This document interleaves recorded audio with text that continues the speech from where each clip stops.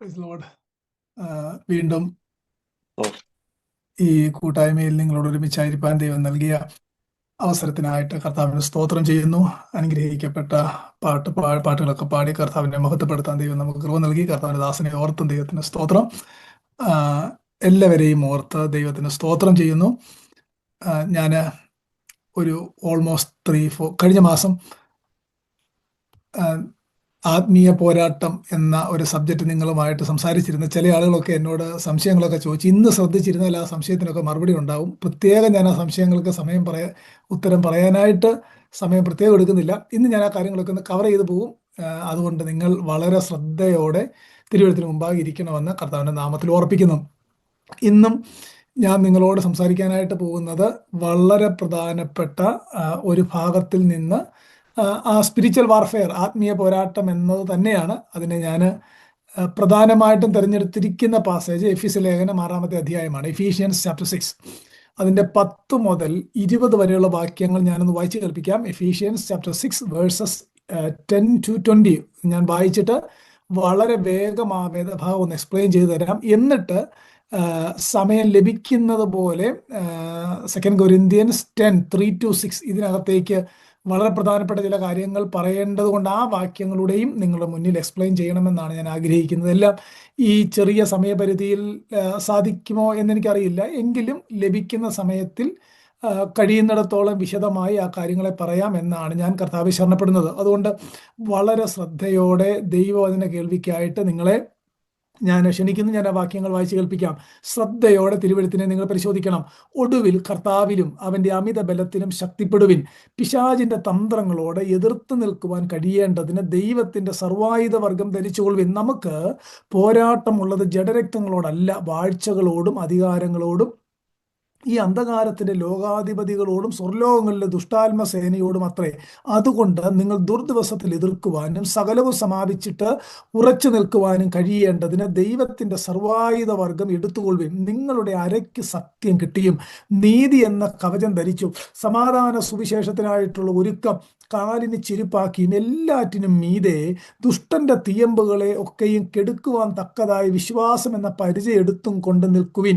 രക്ഷ എന്ന ശിരസ്ത്രവും ദൈവവചനമെന്ന ആത്മാവിൻ്റെ വാളും കൈക്കൊള്ളുവിൻ. സകല പ്രാർത്ഥനയാലും യാചനയാലും ഏതു നേരത്തും ആത്മാവിൽ പ്രാർത്ഥിച്ചും അതിനായി ജാഗരിച്ചും കൊണ്ട് സകല വിശുദ്ധന്മാർക്കും എനിക്കും വേണ്ടി പ്രാർത്ഥനയിൽ പൂർണ്ണ സ്ഥിരത കാണിക്കുവിൻ. ഞാൻ ചങ്ങല ധരിച്ച് സ്ഥാനപതിയായി സേവിക്കുന്ന സുവിശേഷത്തിൻ്റെ മർമ്മം പ്രാഗൽഭ്യത്തോടെ അറിയിക്കുവാൻ എൻ്റെ വായ് തുറക്കുമ്പോൾ എനിക്ക് വചനം നൽകപ്പെടേണ്ടതിനും ഞാൻ സംസാരിക്കേണ്ടും വണ്ണം അതിൽ പ്രാഗൽഭ്യത്തോടെ സംസാരിക്കേണ്ടതിനും പ്രാർത്ഥിക്കുവിൻ. ഒരു 11 വാക്യം വളരെ ലെങ്തിയാണ്. ഈ വാക്യങ്ങൾ 11 വാക്യങ്ങളെയും എനിക്ക് വിശദമായിട്ട് പറയാൻ സമയമില്ല. അത് എന്നെ ഇടയ്ക്കൊക്കെ കേൾക്കുന്നവർ ഇതിനകത്തുള്ളത് കൊണ്ട് ആ 11 വാക്യം എനിക്ക് വിശദമായിട്ട് പറയണമെങ്കിൽ മിനിമം 3 മണിക്കൂറെങ്കിലും ഏറ്റവും കുറഞ്ഞത് വേണം. അത്രയും എനിക്ക് സമയമില്ല. കണ്ടിന്യൂസ് ആയിട്ട് എല്ലാ ആഴ്ചയിലും വരാനുള്ള ആ സാഹചര്യം എനിക്ക് നിങ്ങളുടെ ഈ കൂട്ടായ്മയിൽ ഇല്ല. അതുകൊണ്ട് വളരെ വേഗത്തിൽ വളരെ പ്രാധാന്യതയുള്ള കാര്യങ്ങൾ, ഒട്ടും ആ വാക്യങ്ങളിലെ ഒഴിച്ചുകൂടാൻ കഴിയാത്ത കാര്യങ്ങൾ മാത്രം നിങ്ങളോട് പറഞ്ഞ് ഞാൻ എൻ്റെ വാക്കുകളെ നിർത്തണമെന്നാണ് ഓർപ്പിക്കുന്നത്. വളരെ ഗൗരവത്തോടെ ഞാൻ എപ്പോഴും പറയുന്നത് പോലെ ദൈവശ്വാസീയമായ, ദൈവം ബ്രീത്ത് ഔട്ട് ചെയ്ത ദൈവത്തിൻ്റെ വചനമാണിത്. സഫിഷ്യൻ്റ് ആയിട്ടുള്ള സ്ക്രിപ്ചറാണ്. അത്രയും ഗൗരവത്തോടെ വേണം നമ്മൾ ഈ തിരുവഴുത്തിന് മുമ്പാകെ ഇരിക്കുക. ഞാൻ ഇന്ന് നിങ്ങളോട് പറയാൻ പോകുന്ന കാര്യം ലാസ്റ്റ് ടൈമിൽ പറഞ്ഞത് തന്നെ അതിൻ്റെ അല്പം കൂടെയും വിശദമായിട്ട് ചില കാര്യങ്ങൾ പറയാൻ കർത്താവ് ശരണപ്പെടുകയാണ്. അതുകൊണ്ട് നിങ്ങൾ ലാസ്റ്റ് ടൈമിലെ കാര്യങ്ങൾ ഒന്ന് റീകളക്ട് ചെയ്താൽ നല്ലതായിരിക്കും. ആത്മീയ പോരാട്ടം എന്താണ്, നമുക്ക് പോരാട്ടമുള്ളത് ആരോടാണ്, ദൈവം പിശാചിനെ എന്തിനാണ് ഉപയോഗിക്കുന്നത്, എങ്ങനെയാണ് പിശാചിനെ നമ്മൾ എതിർത്ത് നിൽക്കാനായിട്ട് പറഞ്ഞേക്കുന്നത്, ഈ കാര്യങ്ങളൊക്കെ അന്നത്തെ സമയപരിധിയിൽ നിന്നുകൊണ്ട് ഞാൻ നിങ്ങളോട് സംസാരിച്ചിരുന്നു. ഇന്ന് നമുക്ക് ഈ വാക്യത്തെ ഒന്ന് എക്സ്പ്ലെയിൻ ചെയ്ത് പോയി വളരെ പ്രധാനപ്പെട്ട ചില പാഠങ്ങളൊന്ന് നോക്കാം. നമ്മുടെ പ്രായോഗിക ജീവിതത്തിന് ഉറപ്പായിട്ടും പ്രയോജനമായിരിക്കും. ശ്രദ്ധിച്ചിരിക്കുന്നവർക്ക് പ്രയോജനമായിരിക്കും. പിന്നെ ഈ ബോസ്റ്റൺ ലൈനിലെ കൂട്ടായ്മയിൽ ഞാൻ വന്നില്ലെങ്കിൽ ഉത്തരവാദപ്പെട്ടവർ എന്നാ ചോദിക്കും എന്ന് അങ്ങനെയുള്ളവരൊന്നും കൂടരുതെന്നാണ് എൻ്റെ പേഴ്സണൽ അഭിപ്രായം. എന്തിനാണ് നിങ്ങളുടെ സമയം നിങ്ങൾ രാവിലെ കളയുന്നത്? അങ്ങനെയൊന്നും ചെയ്യരുത്.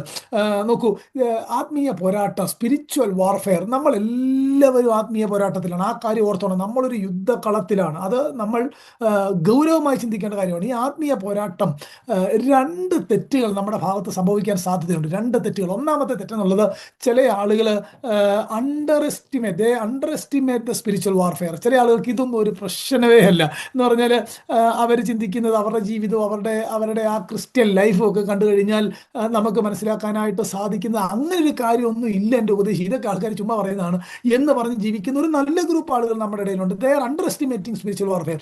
മറ്റു ചില ആളുകൾ ഓവർ എസ്റ്റിമേറ്റിംഗ് സ്പിരിച്വൽ വാർഫെയർ എന്ന് പറഞ്ഞാൽ എന്നാ കാണിച്ചാലും സ്പിരിച്വൽ വാർഫെയർ. ഇന്ന് രാവിലെ ജോലിക്ക് പോയപ്പോൾ റോഡ് മൊത്തം ട്രാഫിക് സ്ലോ, എൻ്റെ പൊന്നെ പോരാട്ടമാണ് അവർക്കതെല്ലാം. രാവിലെ ഇറങ്ങിയപ്പം ഗ്ലാസ് മുഴുവൻ ഫ്രോസ്റ്റ് ആയിട്ടിരിക്കുകയാണ്, മുഴുവൻ അവർക്ക് പ്രശ്നമാണ്. ഞാൻ പറഞ്ഞത് ഈ നടന്നൊരു കാര്യം പറഞ്ഞ് അങ്ങ് തുടങ്ങാം. എനിക്കറിയാവുന്ന ഒരു പാസ്റ്റർ കുടുംബവും നമ്മുടെ ഈ രാജ്യത്ത് തന്നെ ഒരു സ്റ്റേറ്റിൽ ചെന്നപ്പോൾ, സ്റ്റേറ്റും സ്ഥലവും ഒന്നും എന്നോട് ചോദിക്കരുത്, അവിടെ ചെന്നപ്പം അവിടുത്തെ ചർച്ചിൽ അന്ന് രാവിലെ സഭായോഗത്തിന് ചെന്നപ്പോൾ അവിടെ ഭയങ്കര ഈ സൗണ്ട് സിസ്റ്റം നന്നായിട്ട് വർക്ക് ചെയ്യുന്നില്ല. ഈ ചുരുക്കി പറഞ്ഞാൽ അവിടുത്തെ ലീഡ് ഉപദേശി അവരോട് പറഞ്ഞ വാചകം ഇതാണ്, we are going to rebuke the devil. നമ്മൾ ഈ ഡെവിളിനെ ഇന്ന് റിബ്യൂക്ക് ചെയ്യണം, കാര്യം ഈ സൗണ്ട് സിസ്റ്റം നന്നായിട്ട് വർക്ക് ചെയ്യുന്നില്ല. എന്നിട്ട് അദ്ദേഹം പറഞ്ഞു, അഷേഴ്സിനോട് പറഞ്ഞു, നിങ്ങൾ ആ ബാക്കിലെ ഡോറെല്ലാം തുറന്നിടണം, we are going to pray and run the devil out of the church എന്നാണ് അദ്ദേഹം പറഞ്ഞത്. ബാക്കിലെ ഡോർ എന്തിനാണ് തുറന്നിടുന്നത്? പിശാചകത്തെ ഡോർ തുറക്കുന്നതിന് മുമ്പ് കയറിയതാണെങ്കിൽ പുള്ളി അല്ലാതെ പൊക്കോളൂല്ലേ. ഞാൻ പറഞ്ഞതിൻ്റെ അർത്ഥം, എനിക്കറിയാവുന്ന ഈ പാസ്റ്റർ തൻ്റെ ഭാര്യയോട് പറഞ്ഞൊരു കാര്യം ചെയ്തൊക്കെ നമുക്കും പോയേക്കാവെന്ന് പറഞ്ഞു ഇപ്പം തന്നെ. അന്നേരം ഭാര്യ പറഞ്ഞു, വേണ്ട ഇപ്പം പോകണ്ട, ഇപ്പം പോയാൽ അവന്മാരെല്ലാം കൂടെ പറയും നമ്മളാണ് ഡെവിൾ എന്ന് പറയാം, അതുകൊണ്ട് കുറച്ച് കഴിഞ്ഞിട്ട് പോയാൽ മതി എന്ന് പറഞ്ഞതായിട്ട് അദ്ദേഹം തന്നെ പറഞ്ഞു കേട്ട ഒരു കാര്യമാണ്. ഞാൻ പറഞ്ഞതിൻ്റെ അർത്ഥം, ചില ആളുകൾക്ക് ആത്മീയ പോരാട്ടം ഇല്ല, ചില ആളുകൾക്ക് എല്ലാം ആത്മീയ പോരാട്ടമാണ്. പക്ഷെ അങ്ങനെ നമ്മൾ ഈ രണ്ട് ഗ്രൂപ്പിലും ആകാൻ പാടില്ല. തിരുവെഴുത്ത് എന്ത് പറയുന്നു അത് മാത്രമായിരിക്കണം നമ്മുടെ ആധാരം. തിരുവെഴുത്ത് മാത്രം. തിരുവെഴുത്തിനകത്ത് അത് അങ്ങനെ ഉണ്ടെങ്കിൽ അതങ്ങനെ ഉണ്ട്. തിരുവെഴുത്തിനകത്ത് അങ്ങനല്ല ആത്മീയ പോരാട്ടം എന്ന് തിരുവെഴുത്ത് പറയുന്നെങ്കിൽ അങ്ങനല്ല. തിരുവെഴുത്ത് മാത്രമാണ് എൻ്റെ റിലയബിൾ ആയിട്ടുള്ള സോഴ്സ്. ഇത് നിങ്ങളുടെ ഹൃദയത്തിൽ സംഗ്രഹിക്കേണ്ട കാര്യങ്ങളാണ് ഞാൻ പറഞ്ഞു വരുന്നത്. ഒരു കാരണവശാലും ഇതിനെ അണ്ടർ എസ്റ്റിമേറ്റ് ചെയ്യരുത്, ഇതിനെ ഓവർ എസ്റ്റിമേറ്റ് ചെയ്യരുത്. പക്ഷേ it is A fact. Spiritual warfare real ആണ്, അത് ഉണ്ട്. അത് തിരുവെഴുത്ത് അങ്ങനെ പറയുന്നു, നമ്മുടെ കർത്താവ് അങ്ങനെ പറയുന്നു, അപ്പോസ്തലന്മാരിലൂടെ പരിശുദ്ധാത്മാവ് അത് എഴുതി വളരെ വ്യക്തമായിട്ട് നമുക്ക് നൽകിയേക്കാണ്. അതുകൊണ്ട് നമ്മൾ വളരെ ഗൗരവത്തോടെ ആ കാര്യത്തിൽ നിങ്ങൾ ശ്രദ്ധിക്കണമെന്ന് ഓർപ്പിക്കുന്നു. നോക്കൂ, ഈ വാക്യം ഈ ഭാഗത്തെ ഞാൻ രണ്ടായിട്ടും തിരിക്കാൻ പോവുകയാണ്. ഏറ്റവും ലളിതമായ ഔട്ട്ലൈൻ തരാൻ പോവുകയാണ്. രണ്ടായിട്ട് തിരിക്കാൻ പോവുകയാണ്.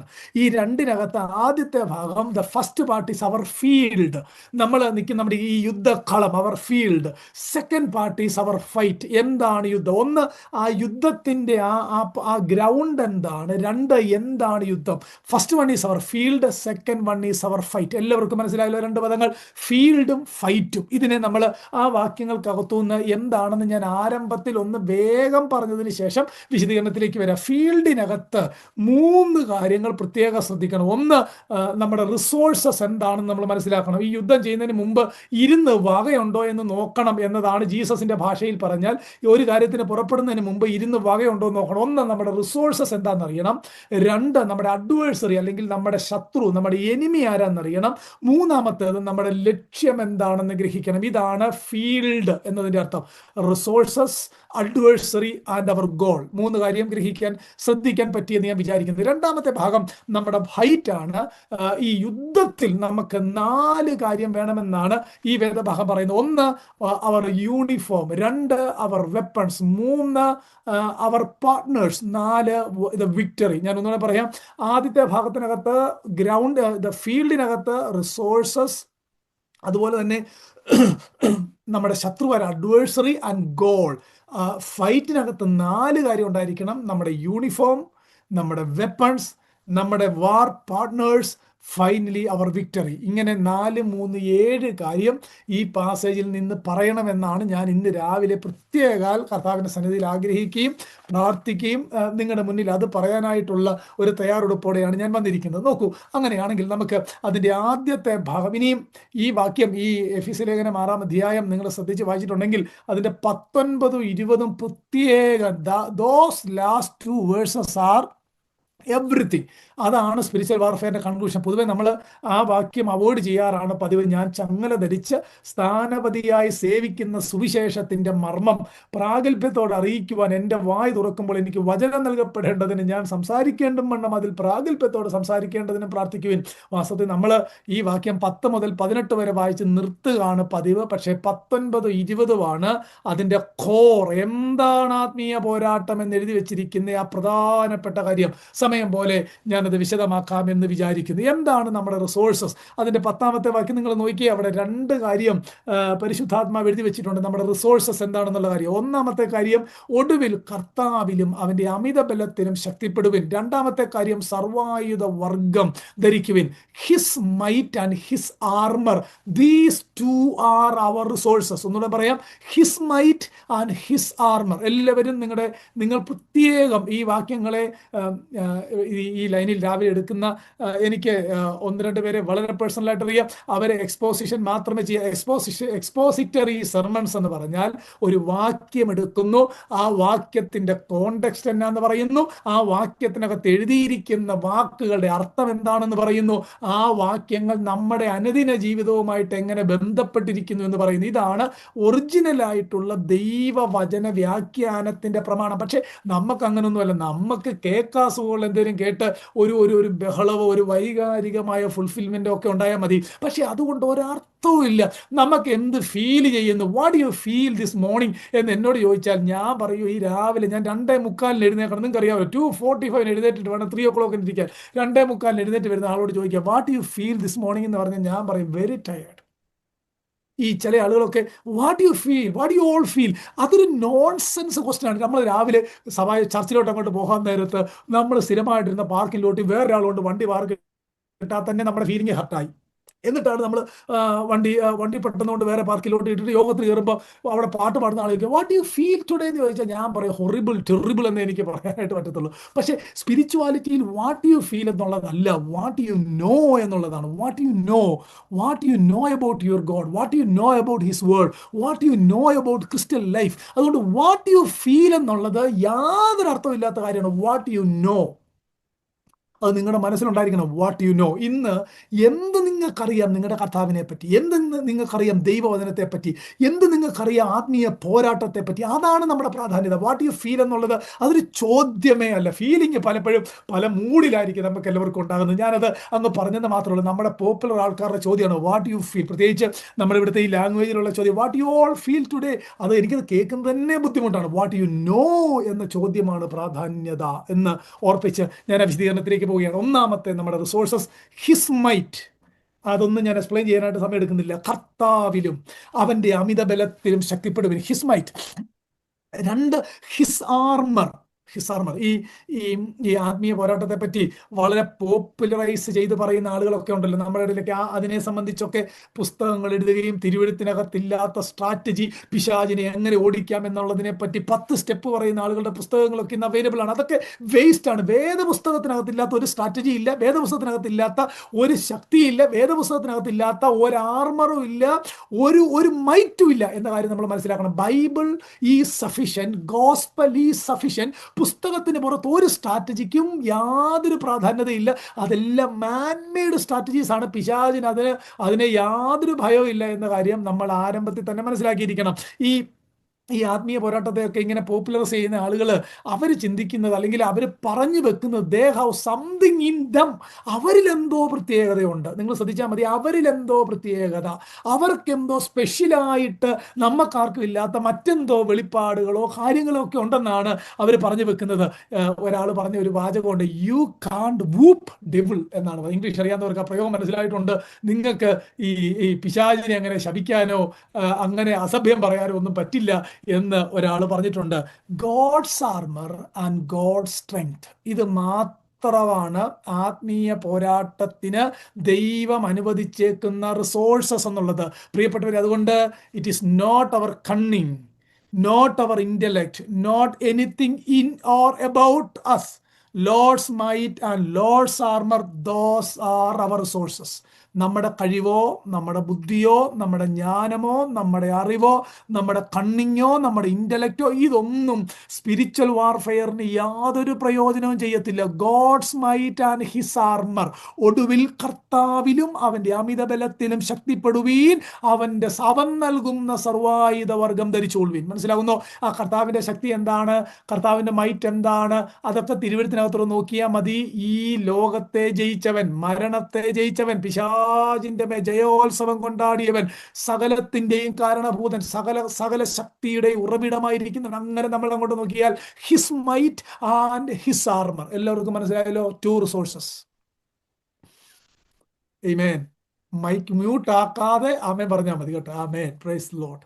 രണ്ടാമത്തെ കാര്യം അവിടെ ഒന്ന്, first our resources, verse number 11, what about our adversary. നമ്മുടെ ശത്രു ആരാണ്, അവൻ എന്താണ് ചെയ്യുന്നത്? ആ വാക്യം ശ്രദ്ധിച്ച് വായിച്ചാൽ ചെറിയ ഭയം ഉണ്ടാകും. ശ്രദ്ധിച്ച് വായിച്ചാൽ, ചുമ്മാ വായിക്കുന്നവർക്ക് അതൊന്നും വലിയ കാര്യമൊന്നുമല്ല. ഒന്ന് വായിച്ചു നോക്കിയാൽ ആ വാക്യം, എല്ലാവരും പുസ്തകത്തിലേക്ക് നോക്കിയേ. പിശാചിന്റെ തന്ത്രങ്ങളോട് എതിർത്ത് നിൽപ്പാൻ കഴിയേണ്ടതിന് അവന്റെ സർവായുധവർഗം ധരിച്ചുള്ള, അത് റിസോഴ്സസ് ആണ്. 12ാമത്തെ വാക്യം, നമുക്ക് പോരാട്ടമുള്ളത്. അന്നേരം പോരാട്ടം ഉണ്ടെങ്കിലെന്നല്ല, പോരാട്ടം ഉള്ളത്, പോരാട്ടം ഉണ്ട്. നമുക്ക് അങ്ങോട്ട് പോരാട്ടം ഉണ്ട്. നമുക്ക് പോരാട്ടമുള്ളത് ജഡരക്തങ്ങളോടല്ല എന്ന് പറഞ്ഞാൽ ഈ രക്തവും ജഡവും ഒക്കെ ഉള്ള മനുഷ്യരോടല്ല എന്നാണ് എൻ്റെ അർത്ഥം. നമ്മുടെ അയൽക്കാരോടോ, നമ്മുടെ നൈബേഴ്സിനോടോ, കൂട്ടുവിശ്വാസിയോടോ ഒന്നുമല്ല നമുക്ക് പോരാട്ടമുള്ളത്, ജഡരക്തങ്ങളോടല്ല. എന്നിട്ട് വാഴ്ചകളോടും അധികാരങ്ങളോടും ഈ അന്ധകാരത്തിന്റെ ലോകാധിപതികളോടും സ്വർലോകങ്ങളുടെ ദുഷ്ടാത്മ സേനയോടും അത്ര. അയ്യോ, എന്നാ ഭയങ്കര സംവിധാനങ്ങളാണെന്ന് നോക്കി അവന്റെ കാര്യങ്ങൾ. ഇതൊന്ന് ശ്രദ്ധിച്ച് വായിച്ചാൽ സത്യത്തിൽ ഭയപ്പെടേണ്ട ചില പദങ്ങൾ തന്നെയാണ് അതിനകത്തുള്ളത്. അതിൻ്റെ അർത്ഥം അവർ എനിമി ഈ സ്ട്രോങ് ആൻഡ് ഇൻറ്റിമിഡേറ്റിംഗ് എന്നാണ് ആ വാക്യം കൊണ്ട് മനസ്സിലാക്കേണ്ടത്. അത്ര ഈസി ആയിട്ട് കൈകാര്യം ചെയ്യാനായിട്ട് കഴിയത്തില്ല. നമ്മൾ മറ്റൊരു ഈ ബാബേൽ രാജാക്കന്മാരെ പറ്റി പറയുന്ന പ്രയോഗങ്ങളാണ് ജെറമ്യാവിൽ, ഈ മേജർ പ്രോഫറ്റ്സിനകത്ത് ഒരു വാക്യം എൻ്റെ ഓർമ്മയിലേക്ക് വരുന്നത്, അവ ശലോമോനിലും ജ്ഞാനിയല്ലോ എന്നൊരു പ്രയോഗമുണ്ട്. അവ ശലോമോനിലും ജ്ഞാനിയല്ലോ. ഞാൻ പറഞ്ഞു വരുന്നതിൻ്റെ അർത്ഥം, ഈ എനിമി വാറിയലാണ്, എനിമി ഈസ് പവർഫുൾ ആണ്, ഇന്റിമിഡേറ്റിംഗ് ആണ്. മനസ്സിലാവുന്നോ? ആ വാക്യത്തിനകത്ത് വാഴ്ചകൾ, അധികാരങ്ങൾ, ഈ അന്ധകാരത്തിന്റെ ലോകാധിപതികൾ, സ്വർലോകങ്ങളിലെ ദുഷ്ടാത്മ സേനകൾ, ആ ഹെവൻലി ബീയിങ്ങുമായിട്ടാണ്, ആ ഫാളൻ ഹെവൻലി ബീയിങ്ങുമായിട്ടാണ് നമ്മുടെ പോരാട്ടം എന്നതാണ് എൻ്റെ അർത്ഥം. എല്ലാവരും അത്രയും ഭാഗം ഓർത്തോണം. ഇതാണ് അഡ്വേഴ്സറി, ഇവനാണ് നമ്മുടെ ശത്രു. ഇവനോട് നമുക്ക് ലൈഫ് ലോങ് ബാറ്റിലാണ്. ആദ്യം നോക്കിയേ, പിശാചിന്റെ ആ ഇന്റിമിഡേറ്റിംഗ് ഫാക്ടറിനെ പറ്റി പറയുന്നതിന് മുമ്പ് his might and his armour ഇതിട്ടിട്ടാണ്, ഈ കാര്യത്തെ റിവീൽ ചെയ്തിട്ടാണ് പറഞ്ഞേക്കുന്നത് നമുക്ക് പോരാട്ടമുള്ളത് ഈ നിലയിലുള്ള, ഈ ലോകത്തിന്റെ അന്ധകാരത്തിന്റെ ദുഷ്ടാത്മ സേനയുടെ നായകനുമായിട്ടാണ് നമുക്ക് പോരാട്ടം എന്നാണ് പരിശുദ്ധാത്മാവ് ഈ വാക്യത്തിനകത്ത് പറഞ്ഞേക്കുന്നത്. നോക്കൂ, ഈ എഫീസ് ലേഖനത്തിനകത്ത് വളരെ ശ്രേഷ്ഠകരമായ ഒരു കാര്യമുണ്ട്. അത് എപ്പോഴെങ്കിലും ഒക്കെ നിങ്ങളെ ഇങ്ങനെ ലൈവിൽ വന്ന് എഫീസ് ലേഖനം പഠിപ്പിക്കുന്ന ശുശ്രൂഷകന്മാരുണ്ടെങ്കിൽ അന്ന് അവർ നിങ്ങൾക്ക് അത് പറഞ്ഞു തരും. എനിക്കത് പറഞ്ഞു തരാൻ സാഹചര്യമില്ല. ഈ ലൈനിൽ ഈ പുസ്തകം പഠിപ്പിക്കാൻ ഈ അടുത്ത കാലത്തെങ്ങും നോക്കുമെന്ന് ഞാൻ വിചാരിക്കുന്നുമില്ല.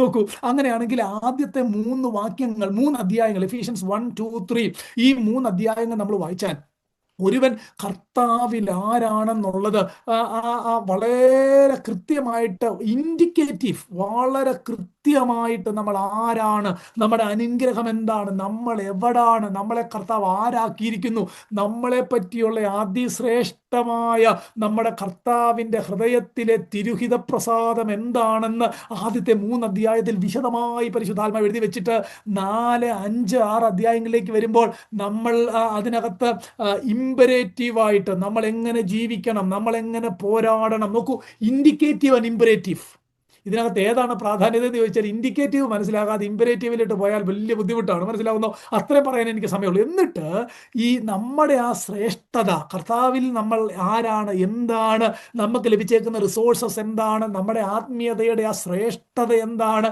നമുക്ക് ലഭിച്ചിരിക്കുന്ന ആത്മീയ അധികാരം എന്താണ്, ഇതെല്ലാം വിശദമായിട്ട് പറഞ്ഞിട്ടാണ് പറഞ്ഞിരിക്കുന്നത്. നമുക്ക് പോരാട്ടമുണ്ട്, അവൻ്റെ മൈറ്റ്, അവൻ്റെ ആർമർ നമ്മൾ ധരിക്കണം. നമുക്ക് പോരാട്ടമുള്ളത് ഇന്ന വ്യക്തിയോടാണ്, ഇന്ന ഫാളൻ ഹെവൻലി ബീയിങ്ങിനോടാണ് എന്ന് പരിശുദ്ധാത്മാവ് പറഞ്ഞേക്കണം. ആദ്യത്തെ ഭാഗം കൃത്യമായിട്ട് വേണം രണ്ടാമത്തെ യുദ്ധത്തിലേക്ക് പോകാൻ. നമ്മുടെ പൊസിഷൻ അറിഞ്ഞില്ലെങ്കിൽ നമുക്ക് ഭയം ഉണ്ടാവും. മനസ്സിലാവുന്നോ? പിന്നെ ഞാൻ പറഞ്ഞല്ലോ, ഓവർ എസ്റ്റിമേറ്റും ചെയ്യാൻ പാടില്ല, അണ്ടർ എസ്റ്റിമേറ്റും ചെയ്യാൻ പാടില്ല. നമുക്ക് ഈ we cannot accomplish the imperative apart from the indicative. We cannot obey apart from who V are in Christ. നിങ്ങൾ എന്നെ ഫോളോ ചെയ്യുന്നു എന്ന് ഞാൻ വിചാരിക്കുകയാണ്. ഒന്ന് അവിടെ ഇരുന്നുകൊണ്ട് ഇങ്ങനെ ഒന്ന് തലയാട്ടിയാൽ എനിക്ക് സന്തോഷമായിരിക്കും. കുറച്ചൊക്കെ എല്ലാം ഒന്നും മനസ്സിലാക്കാൻ പൂർണ്ണമായിട്ടും പറ്റിയില്ലെങ്കിൽ ഒരുവിധമൊക്കെ എൻ്റെ ഉപദേശി മനസ്സിലാവുന്നുണ്ട്. സ്തോത്രം, അത്ര മതി, അത്രയൊക്കെ കിട്ടിയാൽ മതി. നോക്കൂ, അത്രേ പറ്റുള്ളൂ. ഇതിനു വേണ്ടി വളരെ വായിക്കണം, വളരെ നന്നായിട്ട് വായിച്ചും ഗ്രഹിച്ചും ഒന്നാം സങ്കീർത്തനത്തിൽ വായിക്കുന്ന പോലെ അവൻ്റെ ന്യായപ്രമാണത്തെ രാപ്പകൽ ധ്യാനിക്കുന്നവൻ ഭാഗ്യവാൻ. അന്നേരം നമ്മൾ പറയും, അയ്യോ എൻ്റെ പൊന്നി, ഇതൊന്നും വായിക്കാനൊന്നും ഒരു സമയവും ഇല്ല, കാര്യം 40 മണിക്കൂർ ജോലി തികയുന്നില്ല, അതുകൊണ്ട് ഞങ്ങൾ 56 മണിക്കൂർ ജോലിക്ക് പോയിട്ടാണ് കാര്യം നടക്കുന്നത്. ശരിയാ, പക്ഷേ ഞാൻ ചോദിക്കട്ടെ, നമുക്ക് സമയമുണ്ടോ എന്ന് അറിയണമെങ്കിൽ നമ്മുടെ ഫോണിൻ്റെ സ്ക്രീൻ ടൈം എത്രയാണെന്ന് എല്ലാ ദിവസമായിട്ട് നോക്കിയാൽ മതി. അന്നേരം അറിയാം നമുക്ക് വായിക്കാനും പ്രാർത്ഥിക്കാനും സമയം ഉണ്ടായിരുന്നോ എന്ന കാര്യം. ഞാൻ അങ്ങോട്ടേക്ക് ഇപ്പോൾ തൽക്കാലം പോകാനായിട്ട് താല്പര്യപ്പെടുന്നില്ല. കണ്ടോ, ഈ അവിടെ നമ്മൾ ആരാണെന്നുള്ളൊരു കാര്യം ഒറ്റ വാചകത്തിൽ പറയാം. 1-ാം അധ്യായത്തിന്റെ 3-ാം വാക്യം, ഇവിടെ നമ്മൾ വായിച്ച 12-ാം വാക്യത്തിനകത്ത് അത് ഇംഗ്ലീഷിൽ wickedness in the heavenly places, ആ ഹെവൻലി പ്ലേസസ് എന്ന കാര്യം നമ്മുടെ മനസ്സിലൊന്ന് ഓർത്തിരിക്കണം. ഈ മലയാളത്തിലെ പ്രയോഗം സ്വർലോകങ്ങളിലെ ദുഷ്ടാത്മസേന, ഇംഗ്ലീഷിൽ ആ ഹെവൻലി പ്ലേസസ്. ഇനിയും നിങ്ങൾ 1-ാം അധ്യായത്തിന്റെ 3-ാം വാക്യത്തിലേക്ക് നോക്കിയേ, നമ്മളെ പറ്റി പറഞ്ഞേക്കുന്ന ഒരു പ്രയോഗമുണ്ട്. 1:3 സ്വർഗത്തിലെ സകല ആത്മീക അനുഗ്രഹങ്ങൾ every spiritual blessing in the heavenly places in Christ. കണ്ടോ, നമ്മളെ ആ ഹെവൻലി പ്ലേസസ് എന്ന കാര്യം നമ്മൾ നോട്ട് ചെയ്യണം. ഇനി 2-ാം അധ്യായത്തിന്റെ 4 മുതൽ 7 വരെ വാക്യങ്ങൾ വായിക്കുമ്പോൾ അവിടെ പരിശുദ്ധാത്മാവ് എഴുതി വെച്ചേക്കുന്ന ഒരു കാര്യം ശ്രദ്ധിക്കേണ്ടതാണ്. ആ ക്രിസ്തുവേശുവിൽ നമ്മെ ഉയർത്തെഴുന്നേൽപ്പിച്ച 7-ാം വാക്യം, ക്രിസ്തുവേശുവിൽ അവനോടുകൂടെ ഉയർത്തെഴുന്നേൽപ്പിച്ച സ്വർഗത്തിൽ ഇരുത്തുകയും ചെയ്തിരിക്കുന്നു. വാക്യം കണ്ടോ, in heavenly places. നമ്മൾ അനുഗ്രഹം പ്രാപിച്ചേക്കുന്നത് ഫ്രം ഹെവൻലി പ്ലേസസ്, നമ്മളെ ഇരുത്തിയേക്കുന്നത് ഹെവൻലി പ്ലേസസ്. ആ പ്രയോഗങ്ങൾ കണ്ടോ, അങ്ങനെ തന്നെ കണ്ടോ. എന്നിട്ട് 3-ാം അധ്യായത്തിന്റെ 8 മുതൽ 12 വരെ വായിക്കുമ്പോൾ 10-ാം വാക്യം ഇംഗ്ലീഷിൽ നമ്മൾ എങ്ങനെ വായിക്കുന്ന 10-ാം വാക്യം, അങ്ങനെ ഇപ്പോൾ സ്വർഗത്തിൽ വാഴ്ചകൾക്കും അധികാരങ്ങൾക്കും ദൈവത്തിന്റെ ബഹുവിധമായ ജ്ഞാനം നമ്മുടെ കർത്താവായ യേശു ക്രിസ്തുവിൽ നിവർത്തിച്ച അനാദി നിർണയപ്രകാരം സഭ മുഖാന്തരം അറിവായി വന്നു. ആ ദൈവത്തിന്റെ ആ കഴിഞ്ഞകാല ഇറ്റേണൽ പർപ്പസ് ഓഫ് ഗോഡ്, നമ്മളെ ദൈവസഭയെ പറ്റിയുള്ള ആ ദൈവത്തിന്റെ ഇറ്റേണൽ പർപ്പസിനെ പറ്റി പറയുന്ന ആദ്യ ശ്രേഷ്ഠകരമായ ഒരു വാക്യമാണത്. അത് വിശദീകരണം കൂടാതെ ഗ്രഹിക്കാൻ ബുദ്ധിമുട്ടാണെന്ന് എനിക്കറിയാം, പക്ഷെ ഇന്ന് എനിക്കത് പറയാനായിട്ട് സമയമില്ല. അവിടെ നിങ്ങൾ കണ്ടോ, ആ ഇംഗ്ലീഷ് കൊടുത്തേക്കുന്നത്, so that the manifold wisdom of God might now be made known through the church to the rules and the authorities in the heavenly places. ഞാൻ വായിച്ച 3 വാക്യം നിങ്ങൾ ശ്രദ്ധിച്ചായിരുന്നോ? അനുഗ്രഹ ഹെവൻലി പ്ലേസസിൽ നിന്ന് നമ്മൾ ഇരുത്തിയേക്കുന്ന ഹെവൻലി പ്ലേസസ്, സഭയെ പറ്റിയുള്ള ദൈവത്തിന്റെ ആത്യന്തികമായ പദ്ധതി ഫ്രം ഹെവൻലി പ്ലേസസ്. ഇനി ഈ 3 ഹെവൻലി പ്ലേസസ് മനസ്സിൽ ചിന്തിച്ചുകൊണ്ട് വേണം 6-ാം അധ്യായത്തിന്റെ 12-ാം വാക്യത്തിൽ നമ്മൾ വായിക്കാൻ, against the spiritual forces of wickedness in the heavenly places. നിങ്ങൾ കണ്ടോ? അങ്ങനെങ്കിൽ the battle is taking place in the Lord's territory. എല്ലാവരും കേൾക്കുന്നോ? ഈ യുദ്ധം ഒരു ഭൗമികമായ, അതാ ഞാൻ ആദ്യം ഞാൻ പറഞ്ഞ ഫീൽഡാന്ന് നിങ്ങളോട് പറഞ്ഞായിരുന്നില്ല, ഫൈറ്റിലേക്ക് നമ്മൾ വരുന്നുള്ളൂ, ഇതാണ് ഫീൽഡ്. ഈ യുദ്ധം നടക്കുന്നത് ഇൻ ലോർഡ്സ് ടെറിട്ടറി. എന്താ കാര്യം? ആത്മീയമായി നമ്മൾ അനുഗ്രഹിക്കപ്പെട്ടിരിക്കുന്നു, ആത്മീയമായി നമ്മൾ സ്വർഗത്തിൽ ഇരുത്തപ്പെട്ടിരിക്കുന്നു, ദൈവത്തിന്റെ അനാദി നിർണയം സ്വർഗത്തിൽ നിന്ന് വെളിപ്പെട്ടു വന്നിരിക്കുന്നു. നമുക്ക് പോരാട്ടമുള്ളത് ഈ ആകാശത്തിലെ സേനകളോടാണ്. നോക്കൂ, ഇതുകൊണ്ടാണ് ഞാൻ പറഞ്ഞത്, ആദ്യത്തെ ഇൻഡിക്കേറ്റീവ് മനസ്സിലാക്കണം, എന്നിട്ട് വേണം ഇമ്പരേറ്റീവിലേക്ക് വരാനായിട്ട്. അത്രയും അല്പം പ്രയാസകരമാണെന്ന് എനിക്കറിയാം, എങ്കിലും നിങ്ങൾ ഗ്രഹിക്കാനായിട്ട് ദൈവത്തോടൊന്ന് പ്രാർത്ഥിച്ചാൽ മതി. കർത്താവേ, തിരുവെഴുത്തിന്റെ സത്യങ്ങളെ ഉൾക്കൊള്ളാൻ പരിശുദ്ധാത്മാവിന്റെ ആ വലിയ ജ്ഞാനം എൻ്റെ മേലൊന്ന് പകരണമേ എന്ന് പ്രാർത്ഥിച്ചിരുന്നാൽ നിശ്ചയമായിട്ട് പരിശുദ്ധാത്മാവ് നിങ്ങൾക്ക് നന്നായി മനസ്സിലാക്കി തരും. ഇല്ലെങ്കിൽ ഇത് അല്പം പ്രയാസമുള്ള കാര്യമാണ്. നോക്കൂ, അങ്ങനെയെങ്കിൽ അഡ്വേഴ്സറി ആരാന്ന് മനസ്സിലായല്ലോ, റിസോഴ്സസ് ആരാന്ന് മനസ്സിലായല്ലോ, 2 അഡ്വേഴ്സറി എന്താണെന്ന് മനസ്സിലായല്ലോ, അവൻ എവിടാണെന്നും നമ്മൾ എവിടാണെന്നും, യുദ്ധം സ്പിരിച്വൽ തലത്തിലാണെന്നും ലോർഡ്സ് ടെറിട്ടറിയിലാണെന്ന് മനസ്സിലായല്ലോ. ഇനി 3-ാം ഭാഗത്തിലേക്ക് പോകാം. ഇത്രയും ഭാഗങ്ങളൊക്കെ നിങ്ങൾ നോട്ടീസ് ചെയ്ത് വായിച്ചാൽ മതി. വളരെ ഈ തിരുവെഴുത്ത് വായിക്കുകയും, ഞാൻ നിങ്ങളോടൊരു സത്യം പറയട്ടെ, ഒരു സത്യം, പല സത്യങ്ങൾ, ഒരു സത്യം. എൻ്റെ ജീവിതത്തിൽ ഏറ്റവും വലിയ ആനന്ദത്തിൽ ഒരു കാര്യം, ഏറ്റവും വലിയ ആനന്ദത്തിൽ ഏറ്റവും ഒന്നാമത് നിൽക്കുന്നത് എന്നാണെന്നറിയാം, തിരുവെഴുത്തിൻ്റെ വായനയും അതിൻ്റെ പഠനവും. അത് മനസ്സിൽ അതങ്ങ് ഗ്രഹിക്കുമ്പോഴുണ്ടാകുന്ന സന്തോഷത്തെക്കാൾ വലിയൊരു സന്തോഷം എനിക്ക് ഇന്ന് വരെ ഉണ്ടായിട്ടില്ല. ചിലപ്പോഴൊക്കെ ഈ തിരുവെഴുത്തുമായിട്ടിരിക്കുമ്പം ദിവസം മണിക്കൂറുകൾ ചില വാക്യങ്ങളൊക്കെ മനസ്സിലായിട്ട് സന്തോഷം കൊണ്ട് ഉറങ്ങാൻ പറ്റാത്ത ദിവസങ്ങളൊക്കെ ഉണ്ടായിട്ടുണ്ട്. നിങ്ങൾ പറഞ്ഞാൽ ഇയാൾ എന്തൊരു മനുഷ്യനാണ്. ഞാൻ വളരെ ദൈവസാന്നിധ്യത്തിലാണ് പറയുന്നത്. ഈ നമ്മളിപ്പോ വെച്ച 3-ാം അധ്യായത്തിനകത്തെ ആ ദൈവത്തിന്റെ അനാദി നിർണയം, അൺഫാത്തമബിൾ റിച്ചസ് ഓഫ് ഗോഡ്, അപ്രമേയ ധനം, അതൊക്കെയായിട്ട് ഞാൻ രാത്രികൾ പൂർണ്ണമായിട്ട് പുസ്തകത്തിന് മുന്നിൽ ഇരുന്നിട്ടുണ്ട്. ഇത് കർത്താവ് ഇതിന്റെ അർത്ഥം എന്നാണെന്ന് ഗ്രഹിക്കാനായിട്ട് അത്രയും ആനന്ദമുള്ള വേറെ കാര്യം. അതുപോലെ അങ്ങനെ നമ്മൾ ദൈവവചനത്തോട് ഏറ്റവും ചേർന്നിരിക്കണം. ആ ദൈവവചനത്തോട് ചേർന്നിരിക്കുമ്പോഴാണ് നമ്മുടെ കർത്താവ് ആരാണ്, ആത്മീയത എന്താണ്, ആത്മീയ പോരാട്ടത്തിന്റെ ഗൗരവം എന്താണ്, സ്പിരിച്വാലിറ്റി എത്ര ഗ്രേറ്റ് ആണ്, എത്ര ഉയർന്നതാണ് എന്ന് നമുക്ക് മനസ്സിലാക്കാനായിട്ട് കഴിയത്തുള്ളൂ. ഞാൻ നിങ്ങളെ അങ്ങനെയുള്ള ആത്മീയ ആ ഒരു താല്പര്യങ്ങളിലേക്ക് നിങ്ങളെ ഇൻവൈറ്റ് ചെയ്യുന്നു. കർത്താവ് അതിനായിട്ട് കൃപ നിങ്ങളുടെ മേൽ പകരട്ടെ. നോക്കൂ, resources, God's might and God's armour, our adversary heavenly പ്ലേസസിലുള്ള ഈ ദുഷ്ടാത്മ സേനയാണ്. Battle is taking place in Lord's territory. കർത്താവിന്റെ ആ ഫീൽഡിലാണ്, ടെറിട്ടറിയിലാണ് ഈ ബാറ്റിൽ നടക്കുന്നത്. രണ്ട് കാര്യം. മൂന്നാമത്തേത് അവർ ഗോൾ. എനിക്ക് ഫാസ്റ്റായിട്ട് മുന്നോട്ട് പോയില്ലെങ്കിൽ ഇത് ഈ എഫിഷ്യൻസി പോലും പറയാൻ പറ്റുമെന്ന് ഞാൻ വിചാരിക്കുന്നില്ല. നോക്കൂ, മൂന്നാമത്തെ കാര്യം 13-ാമത്തെ വാക്യം എന്താ നോക്കിയേ, നമ്മുടെ ഗോൾ 13-ാം വാക്യമാണ്. അതുകൊണ്ട് നിങ്ങൾ ദുർദിവസത്തിൽ എതിർക്കുവാനും എന്ന് പറഞ്ഞാൽ, ആ ദുർദിവസം അവിടെ ഉള്ളത് നമ്മൾ രക്ഷിക്കപ്പെട്ടതിന് ശേഷം ഈ പോരാട്ടം നിറഞ്ഞ ഇത് നമുക്ക് വലിയ ബേർഡൻ ഒന്നുമല്ല കേട്ടോ. നമുക്ക് ഈ റിസോഴ്സസ് അറിയാമെങ്കിൽ നമുക്കറിയാം നമ്മൾ അധികാരമുള്ളവരാണ്. ഈ റിസോഴ്സസ് അറിയണം, ഇല്ലെങ്കിൽ അതാണ് നമ്മൾ ഇൻഡിക്കേറ്റീവ് മനസ്സിലാക്കണം. ഇല്ലാതെ ഇമ്പരേറ്റീവ് ഒരു കാരണവശാലും നമുക്ക് എൻജോയ് ചെയ്യാൻ കഴിയത്തില്ല. അത് ബേർഡൻ ആയിരിക്കും, അത് ഭയമായിരിക്കും, നമ്മൾ വിഡ്രോ ചെയ്യും. നോക്കൂ, ഈ അവർ ഗോൾ എന്നാ നോക്കി, നിങ്ങൾ ദുർദിവസത്തിൽ ഈ ചില പ്രസംഗരൊക്കെ പറയുന്നത് ഇന്ന് ചിലരോട് ദൂതുണ്ടെന്നല്ല, എനിക്ക് ചിലരോടില്ല. വേദപുസ്തകത്തിനകത്ത് ദൂത് എല്ലാവരോടുമാണ് കേട്ടോ. ഇവിടെ ഇരിക്കുന്ന എല്ലാവരോടുമുള്ള ദൈവത്തിന്റെ ആലോചനയാണ് ഞാൻ പറയാൻ പോകുന്നത്. അതുകൊണ്ട് നിങ്ങൾ ദുർദിവസത്തിൽ എതിർക്കുവാനും സകലവും സമാപിച്ചിട്ട് ഉറച്ചു നിൽക്കുവാനും കഴിയേണ്ടതിന് ദൈവത്തിന്റെ സർവായുധവർഗം ധരിച്ചോളൂ. രണ്ടാമത് വീണ്ടും സർവായുധവർഗം എന്ന പ്രയോഗം ഇവിടെ വരികയാണ്. ആർമർ ഓഫ് ഗോഡ്, ദൈവത്തിന്റെ സർവായുധവർഗം. അവർ ഗോൾ എന്നുള്ളത് ഒറ്റ കാര്യമാണ്, സ്റ്റാൻഡ് ഫേം, ഉറച്ചു നിൽക്കണം. ഈ ഉറച്ചു നിൽക്കുക എന്നുള്ളത് നമ്മൾ മസിൽ പവർ കൊണ്ടൊന്നുമല്ല, വിശ്വാസത്തിൽ ഉറച്ചു നിൽക്കണം എന്നുള്ളതാണ്. അവിടുത്തെ വിശ്വാസത്തിൽ ഉറച്ചു നിൽക്കുക എന്ന് പറഞ്ഞാൽ ഈ 1 പീറ്റർ 5:8 ഇതിനോട് ചേർത്ത് വായിക്കാവുന്ന വാക്യമാണ്. 1 പത്രോസ് 5:8 അവിടെ പരിശുദ്ധാത്മാ പറയുന്നത്, വിശ്വാസത്തിൽ സ്ഥിരമുള്ളവരായി എതിർത്ത് നിൽക്കുവിൻ. വിശ്വാസത്തിൽ സ്ഥിരപ്പെടാതെ ഉറച്ചു നിൽക്കാനോ വിശ്വാസത്തിൽ സ്ഥിരപ്പെടാതെ എതിർത്ത് നിൽക്കുവാനോ കഴിയുകയില്ല. അങ്ങനെയെങ്കിൽ എന്താണ് അവിടെ പറയുന്ന വിശ്വാസം?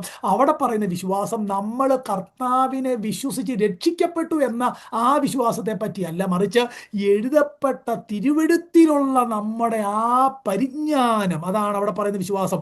യൂദാ പറയുന്ന ഒരു വാക്യം ഉണ്ടല്ലോ, 1-ാം അധ്യായത്തിന്റെ 3-ാം വാക്യം, അതിവിശുദ്ധ വിശ്വാസം എന്ന് വായിക്കുന്നില്ലേ? വിശ്വാസത്തെ ആധാരമാക്കി നിങ്ങൾക്ക് എഴുതുന്നത്. അവിടെ പറയുന്ന ആ വിശ്വാസം എന്നുള്ളത് റിട്ടൺ വേർഡ് ഓഫ് ഗോഡ്, വിശ്വാസ സംബന്ധമായി നിങ്ങൾ ഉറപ്പുള്ളവരായിരിക്കണം എന്ന് പറഞ്ഞാൽ എൻ്റെ അർത്ഥം, എഴുതപ്പെട്ട തിരുവെഴുത്തിനെ പറ്റിയുള്ള ബോധ്യത്തിൽ ഒരു സംശയവും ഉണ്ടാകാൻ പാടില്ല, ഉറപ്പുള്ളവരായിരിക്കണം. അതിനെ ഒബ്ജക്റ്റീവ് ഫെയ്ത്ത് എന്നാണ് പറയുന്നത്. നമ്മളുടെ കർത്താവിലുള്ള ആശ്രയത്തെ സബ്ജക്റ്റീവ് ഫെയ്ത്ത് എന്നും, തിരുവെഴുത്തിന്റെ ബോധ്യത്തിലുള്ള നമ്മുടെ ആശ്രയത്തെ ഒബ്ജക്റ്റീവ് ഫെയ്ത്ത്, അതായത് ഫാക്റ്റിലുള്ള നമ്മുടെ ആശ്രയം, അത് അങ്ങനെ ഈ ഒബ്ജക്റ്റീവ് ഫെയ്ത്ത് സ്ട്രോങ് ആയാൽ മാത്രമേ ആശ്രയം ശരിയാകുകയുള്ളൂ. മനസ്സിലായി എന്ന് ഞാൻ വിചാരിക്കുന്നു. ഞാൻ ഈ മനസ്സിലായി എന്നൊക്കെ പറയുന്നത് എല്ലാം ഞാൻ മുമ്പേ പറഞ്ഞില്ല, അത്രയൊന്നും പെട്ടെന്ന് കിട്ടത്തില്ലെങ്കിലും ഇതൊക്കെ ഒന്ന് ശ്രദ്ധിച്ചാൽ, ആ ഉപദേശം ഇങ്ങനെയൊക്കെ പറഞ്ഞായിരുന്നു ഒന്ന് ആലോചിച്ച് നോക്കിയാൽ, പുസ്തകം ഒന്ന് വായിച്ചു നോക്കിയാൽ, അങ്ങനെ തന്നെയാണോ എന്ന് പരിശോധിച്ചാൽ നിശ്ചയമായിട്ട് പരിശുദ്ധാത്മാവ് നിങ്ങളെ സഹായിക്കും എന്നതിനകത്ത് യാതൊരു സംശയമില്ല. നോക്കൂ, നമ്മുടെ ഗോൾ അവിടെ എഴുതി വെച്ചിട്ടുണ്ട്. Our job, that is your job. Stand right there, don't move, that's it. അവിടെ നിൽക്കണം.